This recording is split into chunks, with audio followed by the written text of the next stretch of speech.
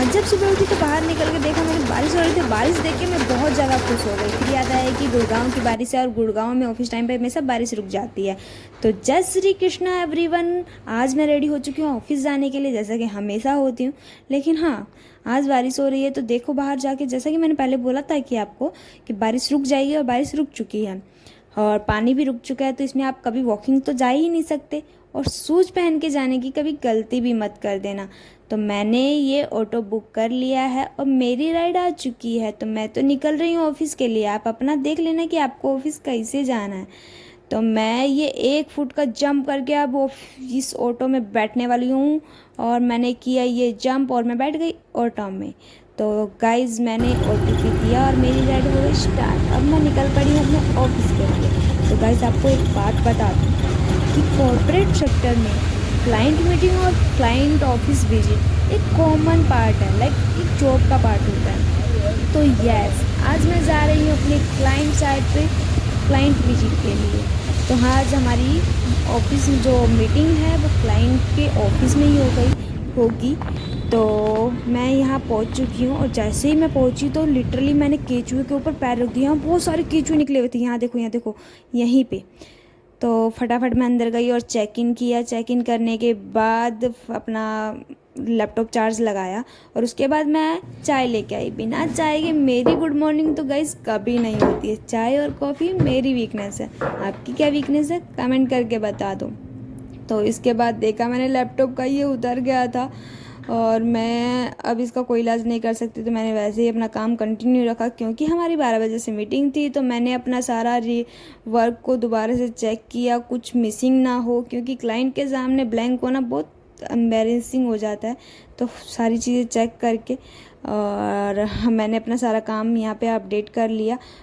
तो गाइज़, हम बात करते हैं मेरे जॉब की। तो करीब मुझे 1 साल होने वाले हैं software developer, as a software developer काम करते को। तो इस फील्ड में आपको हमेशा लर्निंग करनी पड़ती है। लर्निंग कभी ख़त्म नहीं होती है ऑब्वियसली, क्योंकि टेक्नोलॉजी मार्केट में न्यू न्यू आती रहती है। उस अकॉर्डिंग आपको अपडेट रहना पड़ता है।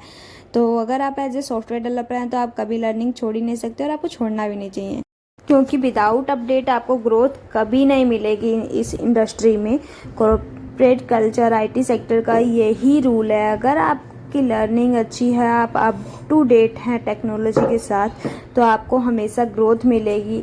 टाइम टू टाइम आपको इंक्रीमेंट भी मिलता रहेगा। अगर आप नहीं हैं इस चीज़ में एक्टिव, तो आपके साथ नहीं इतनी इंक्रीमेंट भी नहीं होगी और ग्रोथ भी नहीं मिल पाएगी, पॉसिबल नहीं होता है।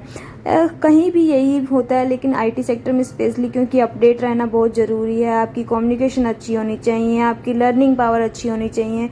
लिटरली ये सब चीज़ें बहुत ज़्यादा ज़रूरी हैं आपको IT सेक्टर में ग्रोथ करने के लिए। जॉब पाना जितना आसान है, उतना ही इसमें ग्रोथ करना मुश्किल है। तो हाँ, अगर आप अप टू डेट रहेंगे तो ये ईजी हो सकता है। तो हमारा मीटिंग ख़त्म हो चुका था, और मैं और सर निकल चुके हैं अपने खुद के ऑफिस जाने। तो यहाँ से करीब हमें 45 मिनट का टाइम लगेगा अपने ऑफिस जाने के लिए। तो डेली नहीं होता है, तो ये आना जाना भी कभी बार अच्छा लगता है। तो अपने ऑफिस पहुँच चुकी हूँ मैं, और अपने टास्क पे जो टास्क था, और उसके बाद मेरी ऑफिस में एक मीटिंग थी, मीटिंग अटेंड किया। और मीटिंग हमारे लंच टाइम में हो गया था। तो मुझे बहुत ज़्यादा भूख लगी हुई थी, और जैसे ही मेरा मीटिंग ख़त्म हो, फटाफट मैंने भाई अपना लंच बॉक्स खोला, क्योंकि मुझे बहुत ज़्यादा भूख लगी थी। हमेशा मैं सबके साथ बैठ के लंच करती हूँ, लेकिन आज लंच टाइम में मेरी मीटिंग थी तो सबने लंच कर लिया था, और मैं अकेले अब खाना खा रही थी। खाना खाने के बाद अपना ऑफिस का वर्क कंप्लीट किया, और उसके बाद शाम को पैकिंग की घर जाने के लिए।